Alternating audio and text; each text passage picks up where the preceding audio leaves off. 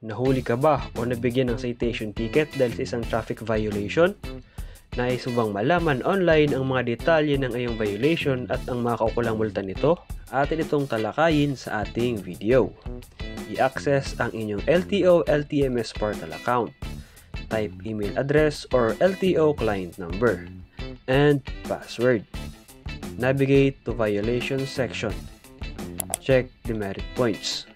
Kung ikaw ay may 0 demerit points, ikaw ay eligible for 10 years driver's license validity, maging non-professional or professional driver's license man yan. Kailan ang effectivity date ng 10 years driver's license validity? Ang Land Transportation Office or LTO ay nagsimulang mag-issue ng 10 taong driver's licenses noong October 28, 2021. Ang bagong lisensya ay valid sa loob ng 10 taon. Let's proceed to unsettled apprehensions. Ang tanging paraan upang maresolba ang isang hindi pa naayos na violation ay magbayad ng kinakailangang multa at dumaan sa kinakailangang kurso at iminumungkahi na gawin ito agad kaysa ipagpaliban pa dahil wala nang nais pa na mag-accumulate pa ng demerit points sa kanilang pangalan. LTO Demerit System and Penalties. Ang LTO Demerit System ay nahati sa 3 categories. Una, light violations na may equivalent na 1 demerit point. Less grave violations na may equivalent na 3 demerit points. And grave violations na may 5 demerit points. Ang sistema ng demerit ng Land Transportation Office ay nagtatala at nagpaparusa sa mga driver para sa mga paglabag sa trapiko sa pamamagitan ng pagbibigay ng puntos batay sa tindi ng paglabag. Ang mga demerit points ay isang mahalagang bahagi ng sistema ng LTO sa pagmamanman ng mga paglabag sa trapiko at maaring magdulot ng mga konsekwensya tulad ng suspensyon o pagkansela ng mga lisensya. Pag nagkaroon ka ng demerit points, ano nga ba ang mga consequences nito? Prohibitionary period. Ibig sabihin nito na hindi mo maaring baguhin ang iyong lisensya mula sa non-professional patungong professional para sa mga sumusunod na panahon. Depende sa dami ng demerit points na iyong naipon. Halimbawa, 1 to 2 demerit points. 3 months kang prohibited na mag-upgrade ng license mo. 3 to 4 demerit points, 6 months. 5 or more points ay 1 year kang prohibited na mag-upgrade ng license mo. Ang driver na may 5 demerit points ay kailangang kumplituhin ng isang reorientation course at ang mga driver na may 10 demerit points ay kailangang kumplituhin ang reorientation course at pumasa sa isang theoretical na pagsusulit o theoretical exam. Bukod sa prohibitionary period ay meron ding reorientation period. Ano nga ba ang driver's reorientation period? Ang driver's reorientation period ay espesyal na dinisenyo bilang isang corrective measure para sa may mga hawak ng lisensya, professional man o hindi, na kailangan kunin ng mayroong hindi bababa sa 5 demerit points at nais i-renew ang kanilang mga lisensya. Ang DRC o driver's reorientation period ay nangangailangan na matapos nila at mabigyan ng certificate of completion. Kinakailangan makumpleto nila ang isang takdang bilang ng oras ng driver's reorientation course.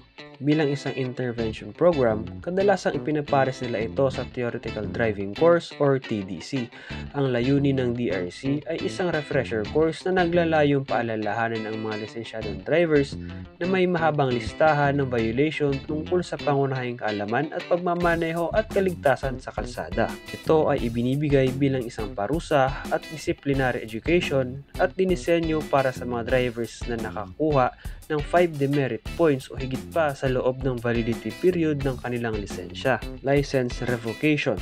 Ang mga driver na nakakuha ng 40 demerit points ay magkakaroon ng matinding parusa. Kapag naabot nila ang 40 demerit points, i-revoke o tatanggalan sila ng lisensya at hindi na nila ito magagamit.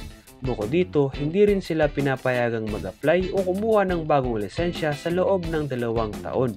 Ibig sabihin, kung wala na silang lisensya, hindi rin sila makakapagmaneho sa loob ng 2 taon hanggat hindi sila nakakabalik sa sistema at makakuha ng bagong lisensya.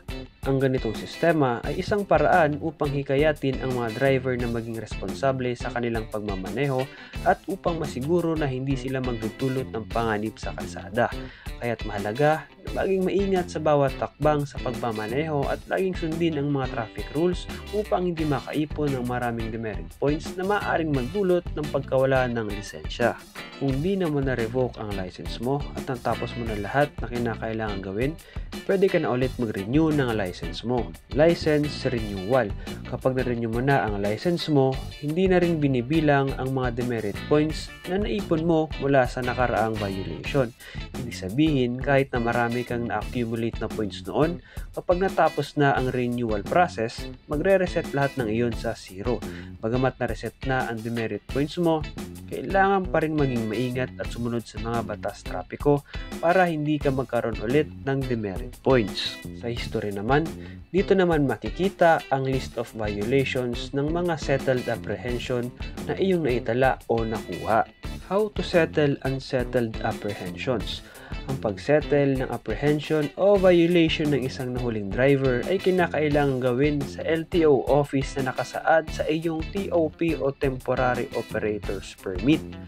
Ang permit na ito ay nagsasaad ng partikular na LTO branch o opisina kung saan mo kailangang ayusin ang iyong violation. Gayunpaman, kung ikaw ay kasalukuyang nasa Metro Manila, may mas madaling proseso para sa iyo. Sa halip na magtungo sa ibang LTO branch, maaari mong ayusin ang iyong violation sa LTO Traffic Adjudication Service o TAS na matatagpuan sa LTO Central Office sa East Avenue, Quezon City.